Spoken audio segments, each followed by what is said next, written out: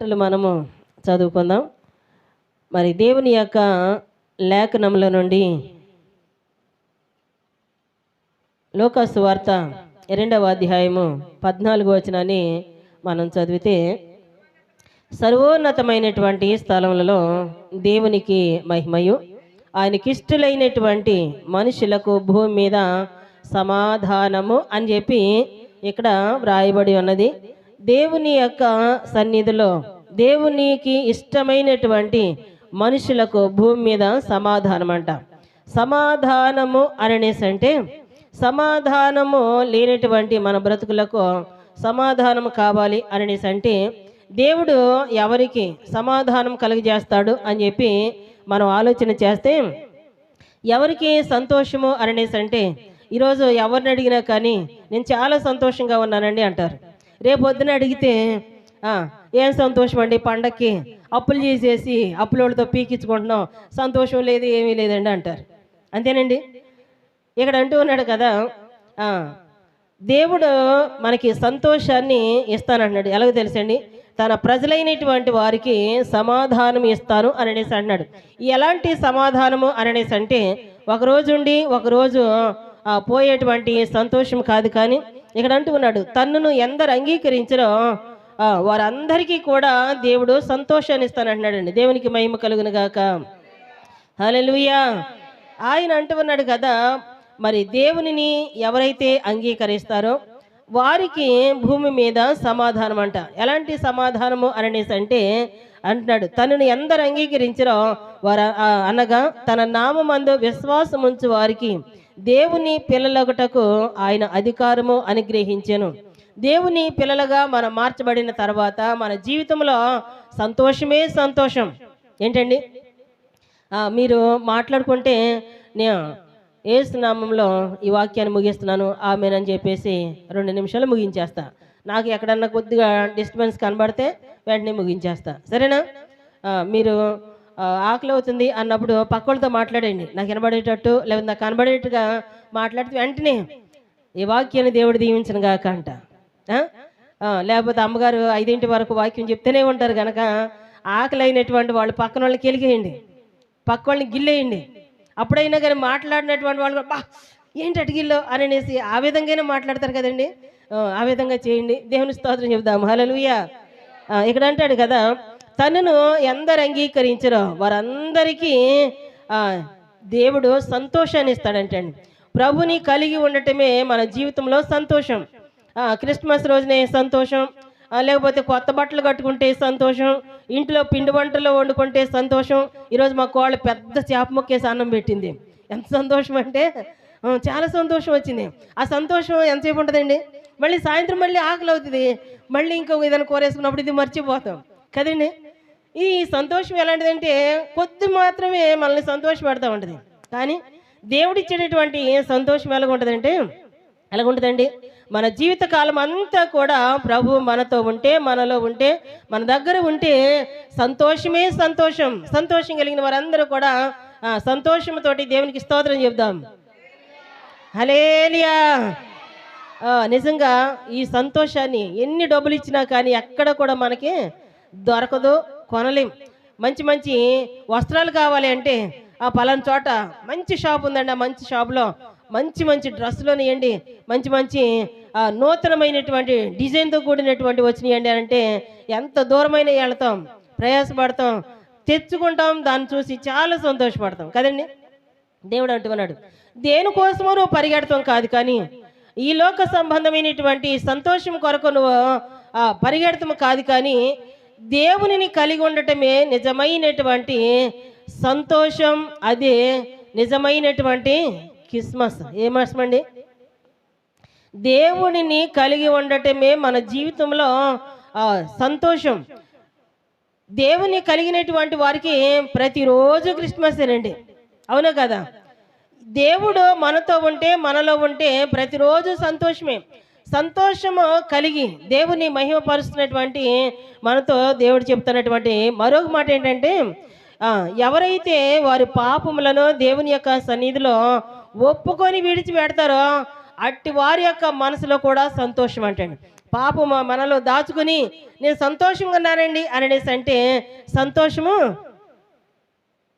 కనుపరచలేం.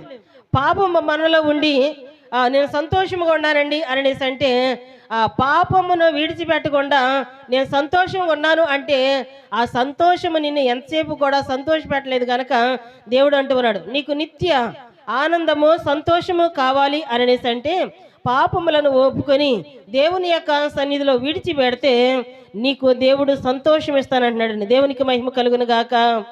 హల్లెలూయా.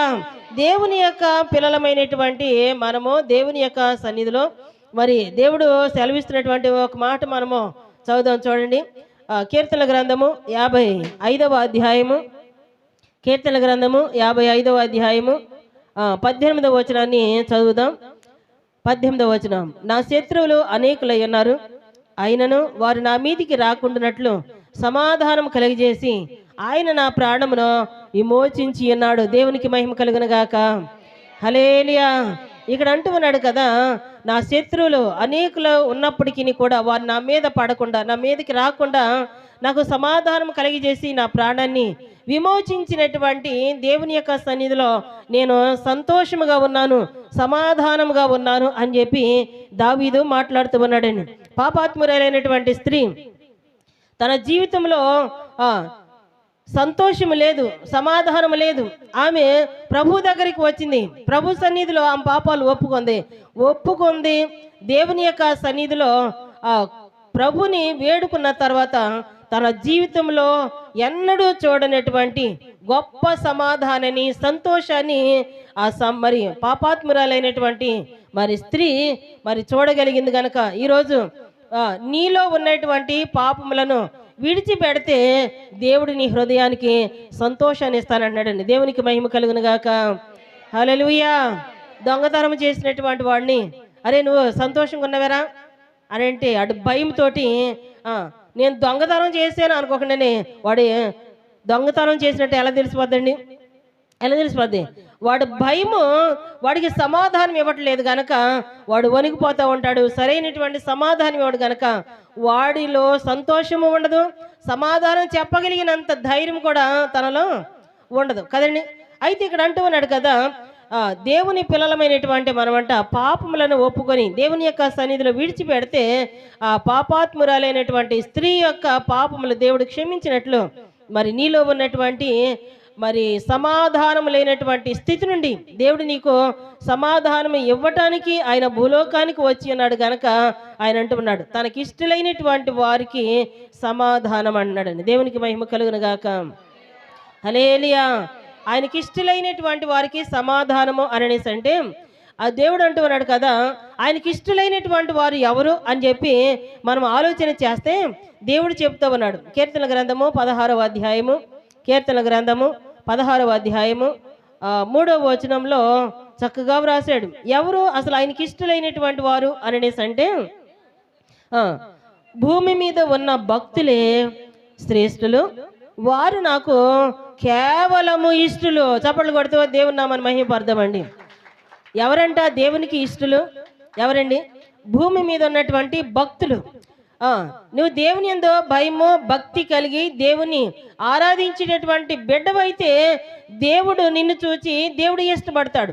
దేవుని యొక్క మాట ఎవరైతే వింటారో అట్టి వారిని దేవుడు ఇష్టపడతాడు. ఎవరైతే ప్రభుని అనుసరిస్తూ ప్రభు యొక్క మార్గంలో నడుస్తూ ఉంటారో అట్టి వారంటే దేవునికి ఇష్టము గనుక భూమి మీద ఉన్నటువంటి తన యొక్క ప్రజలను దేవుడు చూస్తూ ఉన్నాడు. దేవుడు అంటూ ఉన్నాడు కదా, ఈ లోకంలో ఉన్నటువంటి ప్రతి ఒక్కరూ కూడా నశించిపోతూ ఉన్నారు, ప్రతి ఒక్కరూ కూడా పాపంలో ఉన్నారు. అయితే అట్టి వారిని దేవుడు చూస్తూ ఉన్నాడు గనక దేవుని యందు భయము భక్తి కలిగినటువంటి వారు ఎంతమంది ఉన్నారు, దేవుడంటే భయం కలిగి దేవుని ఆరాధించేవారు ఎంతమంది ఉన్నారు అని దేవుడు పరిశీలన చేస్తూ ఉన్నప్పుడంట భూమి మీద ఉన్నటువంటి నీవు దేవుని యొక్క దృష్టిలో ఎలా కనబడాలంటండి? భక్తి కలిగినటువంటి బిడ్డగా కనబడాలంట. దేవునికి మహిమ కలుగును గాక. ఆ భక్తిని దేవుడు నిన్ను చూసినప్పుడు దేవుడు అంటూ ఉన్నాడు భూమి మీద ఉన్నటువంటి భక్తులే శ్రేష్ఠులు, వారు సమస్తమును కూడా విడిచిపెట్టి దేవుని అనుసరిస్తూ దేవుని యొక్క మాట వింటూ దేవుని యొక్క మార్గంలో నడుస్తూ ఉన్నారు కనుక అలాంటి వారంటే నాకు చాలా ఇష్టము, వారు కేవలం నాకు ఇష్టము అని చెప్పి దేవుడు మాట్లాడుతున్నాడండి. ఎవరు ఇష్టం అంటండి? ఎవరంటే ఇష్టం అంటే దేవుడికి? భూమి మీద ఉన్నటువంటి భక్తులంటే ఆయనకి చాలా ఇష్టం అంట. మరి నువ్వు భక్తి కలిగినటువంటి బిడ్డవో, భక్తిహీనత కలిగి దేవుని అవమానపరుస్తూ ఆరాధిస్తున్నటువంటి బిడ్డవో, ఒక్కసారి నిన్ను నీవు పరిశీలన చేసుకో. మనుషుల యొక్క దృష్టిలో ఇష్టంగా వద్దు. ఎవరి దృష్టిలో ఇష్టంగా ఉండాలండి? దేవుని యొక్క దృష్టిలో దేవునికి నువ్వు ఇష్టముగా ఉంటే ఆయన నిత్యము నిన్ను ప్రేమించేవాడు గనక దేవుడు అంటున్నాడు, భూమి మీద ఉన్నటువంటి భక్తులంటే ఆయనకి ఇష్టలు గనక అలాంటి వారికి దేవుడు సమాధానం ఇస్తాను అని చెప్పి దేవుడు మాట్లాడుతూ ఉన్నాడు. దేవునికి మహిమ కలుగును గాక. హల్లెలూయా. మొదటి కొరింథీయులకు రాసినటువంటి పత్రిక, మొదటి కొరింథీయులకు రాసినటువంటి పత్రిక 7వ అధ్యాయము, మొదటి కొరింథీయులకు రాసినటువంటి పత్రిక 7వ అధ్యాయము 37వ వచనాన్ని ఒకసారి చదువుదాం చూడండి. తనకిష్ట ప్రకారము జరుప శక్తి గలవాడనై ఆమెను వివాహము లేకుండా ఉండవలని తన మనసులో నిశ్చయించుకున్న ఎడల బాగుగా ప్రవర్తించుచున్నాడు. దేవునికి మహిమ కలుగును గాక. హల్లెలూయా. ఇక్కడ అంటూ ఉన్నాడు, ఈ లోక సంబంధమైనటువంటి విషయాలలో నువ్వు సంతోషపడతాం కాదు, కానీ దేవునికి ఇష్టముగా కలిగేటువంటి పనులను చేయొచ్చు. దేవుని యొక్క సన్నిధిలో నువ్వు నడవగలిగితే దేవుడు అంటూ ఉన్నాడు, దేవునికి ఇష్టమైనటువంటి విధముగా నువ్వు నడిస్తే దేవుడు అలాంటి వారినంట దేవుడు సమాధానపరుస్తాడంటండి. దేవునికి మహిమ కలుగును గాక. హల్లెలూయా. దేవునికి ఇష్టలుగా జీవిస్తూ దేవుని యొక్క సన్నిధిలో దేవునితో సహవాసం చేసిన ఎడల మనకి సమాధానం అంటున్నాడు. ఎవరితో సహవాసం చేయాలంటే అండి? ఎవరితోటి? ఈ రోజున దేవుని యొక్క సన్నిధిలోనికి రావటానికి బయలుదేరిన తర్వాత నీ స్నేహితులు వచ్చి ఒక్క 10 నిమిషాల్లో వచ్చేద్దాం, ఒక్కసారి బయటికి రారా అని చెప్పేసి అంటే వెళ్తావు. వెళ్ళిన తర్వాత దేవుని యొక్క సన్నిధిని పోగొట్టుకుంటావు. అయితే ప్రార్థనకి రాలేదేంటి అని అనేసి అంటే ఇప్పుడే వచ్చేద్దాం అని అనేసి తీసుకెళ్లారు, కానీ సమయం మించిపోయింది అందుకే నేను రాలేకపోయాను అని చెప్పి మనుషుల యొక్క సహవాసాన్ని బట్టి దేవుని యొక్క ఆశీర్వాదాన్ని పోగొట్టుకుంటాం. కానీ దేవుడు అంటూ ఉన్నాడు, యోబు గ్రంథము 22వ అధ్యాయము 21వ వచనంలో మనం చూస్తే, యోబు గ్రంథము 22వ అధ్యాయము 21వ వచనంలో ఆయనతో సహవాసము చేసిన ఎడల నీకు సమాధానము కలుగును, అలాగున నీకు మేలు కలుగును అన్నాడు. దేవునికి మహిమ కలుగును గాక. ఎవరితో సహవాసం చేయాలంటే అండి? ఎవరితోటి? దేవునితోటి సహవాసము చేస్తే నీ జీవితానికి సమాధానం. నెమ్మది లేనటువంటి వారితోటి, నిన్ను పాడు చేసేటటువంటి వారితోటి నువ్వు సహవాసము చేస్తే నీ జీవితంలో సమాధానం లేకుండా చేస్తారు. సమాధానము నువ్వు నీ కుటుంబంలో పోగొట్టుకోవడానికి కారణం ఏంటంటే చేయొద్దన్న పనులు చేయటం వల్ల సమాధానం నీ కుటుంబంలో నుంచి నువ్వు పోగొట్టుకుంటున్నావు. అందుకని దేవుడు అంటున్నాడు, దేవునితో నువ్వు సహవాసం చేస్తే దేవుడు నీకు సమాధానం ఇస్తానంటున్నాడు. దేవుని యొక్క సన్నిధిలోనికి వచ్చి ప్రార్థన చేస్తే దేవుడు నీ కుటుంబంలో సమాధానకర్త అయినటువంటి దేవుడు నీ కుటుంబంలో ఉండి నీ కుటుంబానికి కావలసినటువంటి సంతోషాన్ని దేవుడు ఇస్తాడు. కనుక నయోమి గారు దేవుడు అంటూ ఉన్నాడు, ఆయనతో సహవాసం చేయాలంట. ఏం చేయాలండి? సహవాసం అంటే ఏంటి? ఫ్రెండ్షిప్. ఏంటండి? ఏమో సౌదం గారు, సహవాసం అంటే ఏంటండి? మా అబ్బాయి తోటి మా కోళ్ళలో ఫ్రెండ్షిప్ చేస్తుంది కనుక ఈరోజు ఇద్దరు కలిసి పోటాపోటీగా పాటలు పాడేస్తున్నారు. అదే ఇద్దరు సహవాసం చేయట్లేదు, దేవునితో సహవాసం చేయట్లేదు అనుకోండి, నా కొడుకు ఎక్కడో ఉండేవాడు, నా కోళ్ళేమో ఎక్కడ ఉండేది. అలాంటి క్రిస్మస్లో ఎన్ని జరిగినాయండి? దేవునితో సహవాసం చేస్తూ ఉన్నారు కనుక ఈరోజు నిజమైనటువంటి క్రిస్మస్ ఆరాధన కుటుంబంతో చేసుకుంటున్నారు. దేవునికి మహిమ కలుగును గాక. నిజంగా సమాధానము అన్నది మన కుటుంబంలో ఉంటే కుటుంబం అంతా కూడా ఎక్కడ ఉండాలో అక్కడే ఉంటారు. సమాధానం లేకపోతే దేవునితో సమాధాన స్థితిలో లేకపోతే, దేవునితో సహవాసం చేయకపోతే నీ పిల్లలు ఎక్కడో ఉంటారు, నువ్వేమో దేవుని మందిరంలో ఉంటావు. నీ భర్త ఎక్కడో ఉంటాడు, నువ్వు దేవుని మందిరంలో ఉంటావు. అయితే దేవునితో సహవాసం చేస్తూ ఉన్నట్లయితే కుటుంబం అంతా కూడా ఎక్కడ ఉంటుందండి? ఎక్కడ ఉంటుంది? దేవుని యొక్క సహవాసం చేయటానికి, దేవునితో కలిసి దేవుని యొక్క మందిరంలో ఆరాధించడానికి సిద్ధపడతారు కనుక ఈరోజు కుటుంబాలతో వచ్చినటువంటి కుటుంబాలను దేవుడు దీవించను గాక. నిజంగా మరి కుటుంబాలతో కలిసి క్రిస్మస్ ఆరాధన చేయాలన్నటువంటి కోరికను ఈరోజు చాలా మంది బిడ్డలకు దేవుడు అనుగ్రహించాడు. అందుని బట్టి దేవునికి మహిమ చెల్లిద్దామండి. దేవునికి మహిమ కలుగును గాక. హల్లెలూయా. దేవునితో మనము సహవాసము చేస్తే దేవుడు మనకి ఏమిస్తాడంట? సమాధానం, సంతోషాన్ని దేవుడు అనుగ్రహించేవాడు గనక ఆయన అంటూ ఉన్నాడు, సర్వోన్నతమైనటువంటి స్థలములలో దేవునికి మహిమ. ఈ రోజున నీవు నీ కుటుంబం కలిసి దేవుని యొక్క మందిరంలో కూడుకొని ఏం చేస్తున్నారండి? దేవుని మహిమపరుస్తూ ఉన్నారు కనుక దేవుని యొక్క సన్నిధిలో దేవుని మహిమపరచడానికి వచ్చినటువంటి నీకు, నీ కుటుంబానికి దేవుడు సమాధానం ఇస్తారు అని చెప్పి దేవుడు మాట్లాడుతూ ఉన్నాడు. దేవునికి మహిమ కలుగును గాక. హల్లెలూయా.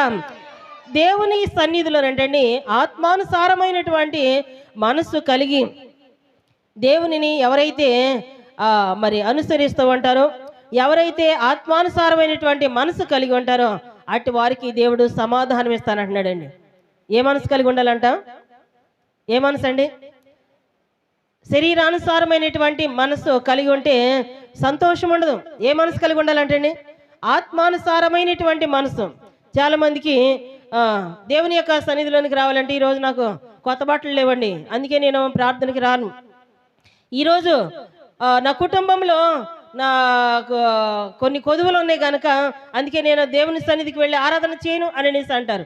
ఇది ఏ మనసు అనేసి అంటే శరీరానుసారమైనటువంటి మనసు.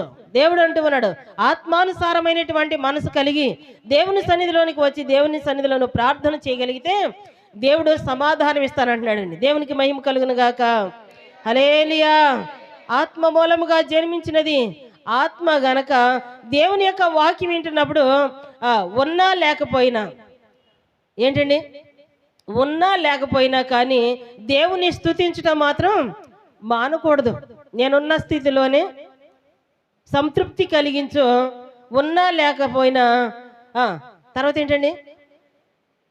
నీ కొరకే జీవిస్తా అన్నట్టుగా మన ఆత్మీయ జీవితము అంటే దేవుడు నీకు ఏ కొదువ కూడా దేవుడు కొదువ ఉంచడం. మనము ఎక్కువగా ఆలోచన చేసేది దేనికోసము అనేసి అంటే శరీరానుసారమైనటువంటి మనసు కలిగి శరీరం కొరకే ఆలోచన చేస్తాం కనుక కుటుంబాల్లో సమాధానము కరువవుతుంది. అందుకని దేవుడు అంటున్నాడు, శరీరానుసారమైనటువంటి మనసు కలిగినంత కాలము నీ కుటుంబంలో సమాధానం ఉండదు. ఆత్మానుసారమైనటువంటి మనసు కలిగి దేవుని వైపు నువ్వు చూడగలిగితే దేవుడు అంటూ ఉన్నాడు, ఆత్మ మూలముగా ఆత్మానుసారముగా దేవుని యొక్క మరి సన్నిధిలో నువ్వు ప్రార్థన చేస్తూ ప్రభు వైపు చూసినప్పుడు దేవుడు అంటూ ఉన్నాడు, నీకు సమాధానము సంతోషము దేవుడు ఇచ్చివాడై ఉన్నాడు గనక దేవుని యొక్క సన్నిధిలో ఆరాధిస్తున్నటువంటి నీవు శరీరానుసారమైనటువంటి మనసు కలిగి ఒకవేళ దేవుని ఆరాధిస్తున్నట్లయితే సమాధానం అనేది ఉండదు. ఆత్మానుసారమైనటువంటి మనసు కలిగి దేవుని యొక్క సన్నిధిలో నువ్వు ప్రార్థన చేయగలిగితే దేవుడు నిన్ను సంతోషముతో దేవుడు నిన్ను బలపరచువాడైనాడు. దేవునికి మహిమ కలుగును గాక. హల్లెలూయా. దేవుని యొక్క సన్నిధిలోనంటండి మనమంట పరిశుద్ధతకు అలాగే విశ్వాసమునకు మనం చోటిస్తే మనకి సమాధానం కలిగిద్ది అంటండి. దేనికి వాళ్ళండి చోటు? దేనికి వాలి? పరిశుద్ధతకు విశ్వాసానికి. పరిశుద్ధత లేకుండా దేవునికి ఇష్టలైనట అసాధ్యం. దేవునికి మనం పరిశుద్ధత లేకుండా దేవుని చూడటం కూడా అసాధ్యమే. దేవుడు నీతో మాట్లాడాలి అనేసి అంటే, దేవుడు నీ దగ్గరికి రావాలి అనేసి అంటే పరిశుద్ధత అన్నది నీలో లేకపోతే దేవుడు నీ దగ్గరికి రావటానికి ఇష్టపడడు. ఆయన నీ దగ్గరికి రావటానికి ఇష్టం పుట్టించినటువంటి స్థితి నీలో ఉంటే అపవిత్రతను ఏం చేయాలంటండి? ఏం చేయాలి? తీసివేయాలండి.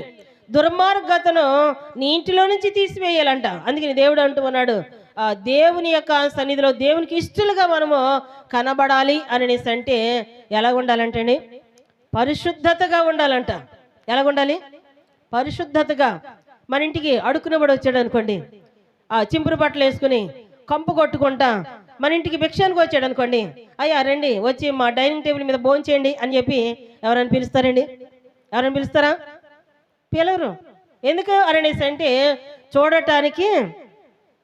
చూడటానికి నీట్గా లేడు, తను శుభ్రముగా లేడు గనక తనని పిలవటానికైనా తనకి భోజనం పెట్టడానికైనా మనసు రాదు. అలాగే దేవుని పిల్లలమైనటువంటి మనలో పరిశుద్ధత అన్నది లేకపోతే దేవుడు నీ దగ్గరికి రావటానికి కూడా అవకాశం అనేది ఉండదు. కనుక దేవుడు చెప్తా ఉన్నాడు, పరిశుద్ధత నీలో ఉంటే దేవుడు నీకు సమాధానం ఇస్తానన్నాడు అండి. దేవునికి మహిమ కలుగును గాక.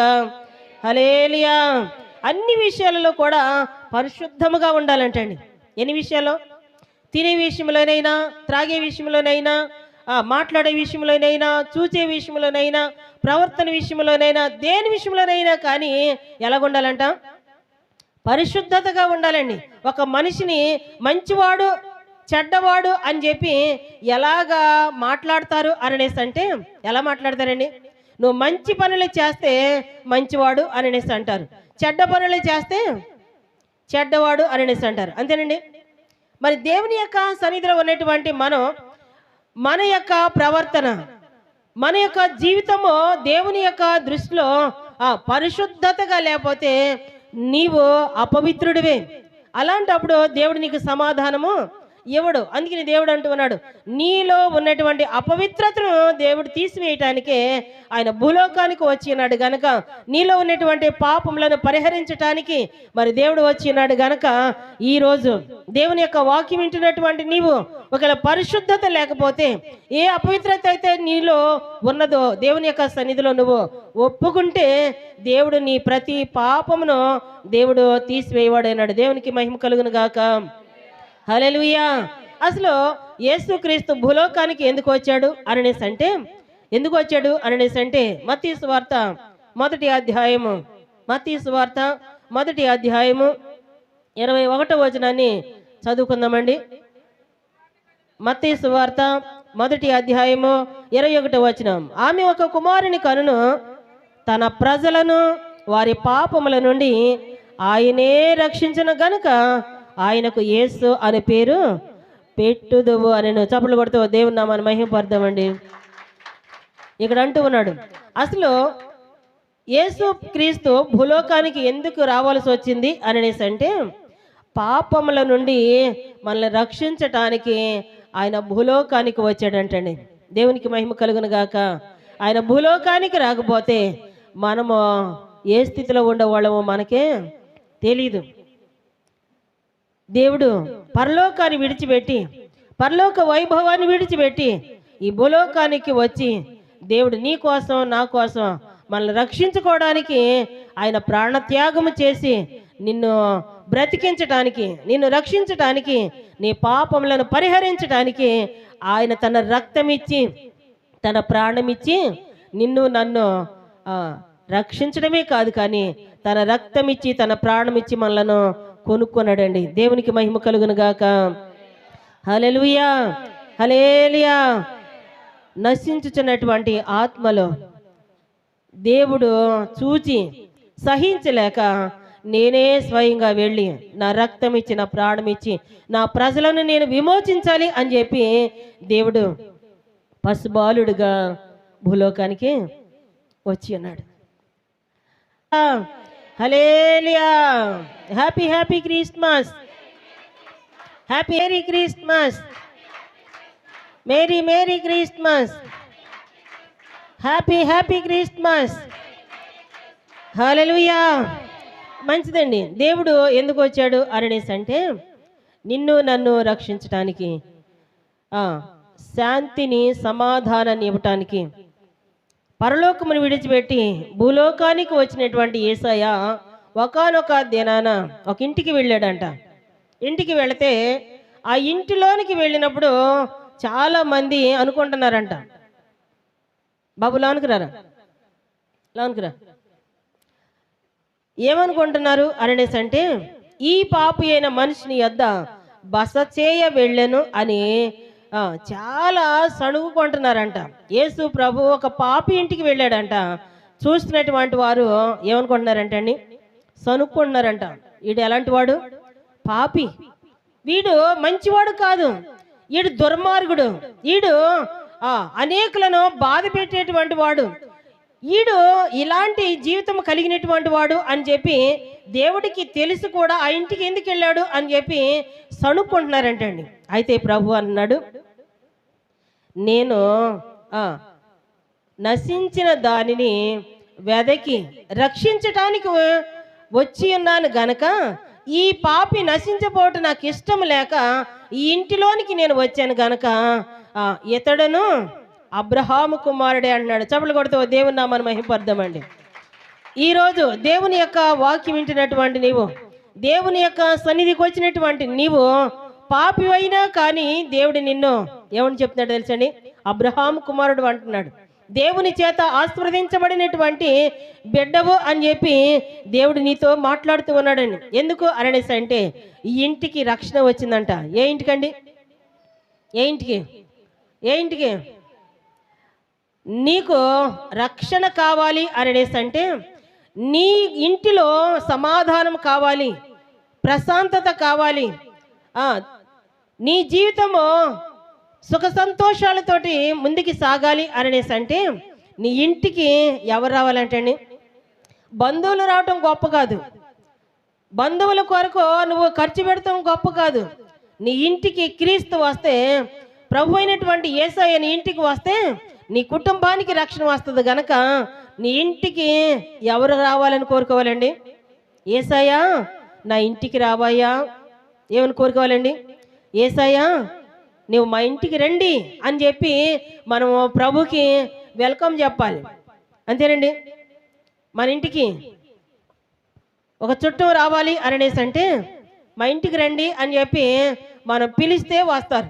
లేదు, మన ఇంటికి వచ్చిన తర్వాత మన ఇంటి ముందు నిలబడి ఉన్నాడు, ఎంతసేపు చూసినా కానీ పిలవట్లేదు అనుకోండి, ఆ చుట్టము మన ఇంట్లోకి వస్తాడని చూసి చూసి వెళ్ళిపోతాడు. అలాగే ప్రభు కూడా నీ ఇంటికి ఎన్నోసార్లు ప్రభు వచ్చి నీ హృదయం అనేటువంటి తలుపును తడుతూ ఉన్నా కానీ నువ్వు తలుపు తీయనటువంటి పరిస్థితిలో దేవుడు ఏడ్చుకుంటూ వెళ్ళిపోయినటువంటి సందర్భాలు ఎన్నో ఉన్నవి. అయితే దేవుడు అంటూ ఉన్నాడు, ఇప్పటికైనా కానీ నేను నిన్ను ప్రేమిస్తూ ఉన్నాను గనక, నీ ఇంటికి రక్షణ అవసరమై ఉన్నది గనక, నీ ఇంటికి నేను రావాలి అనుకుంటున్నాను గనక, నీ ఇంటికి నన్ను పిలిస్తే నేను ఇంటికి వచ్చి నశించుతున్నటువంటి నిన్ను నేను రక్షించుకొని సమాధానం లేనటువంటి నీ బ్రతికి సమాధానం వచ్చి నీ కుటుంబానికి రక్షణ ఇచ్చి నీ కుటుంబాన్ని నేను దీవిస్తాను అని చెప్పి సమాధానకర్త అయినటువంటి యేసయ్య ఈ మధ్యాహ్న కాల సమయంలో మాట్లాడుతూ ఉన్నాడు గనక ప్రభుతో మాట్లాడు, యేసయ్య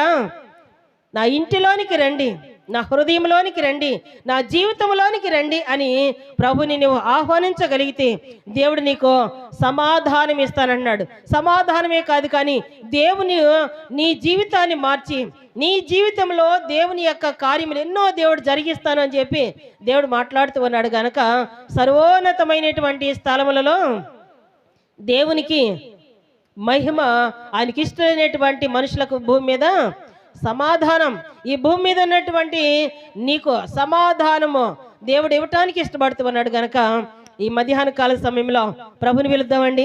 ఏమని పిలుద్దాం?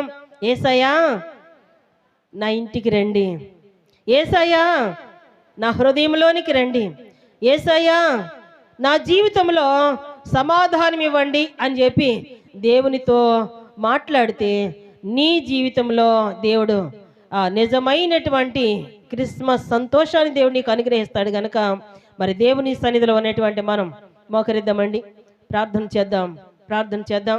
మోకరించడానికి అనుకూలత లేకపోతే తలలు వంచండి, మోకరించకండి, ఒకరికొకరు తగులుతారు కనుక తలలు వంచండి, కళ్ళు మూసుకోనండి, ప్రార్థన చేసుకుందాం.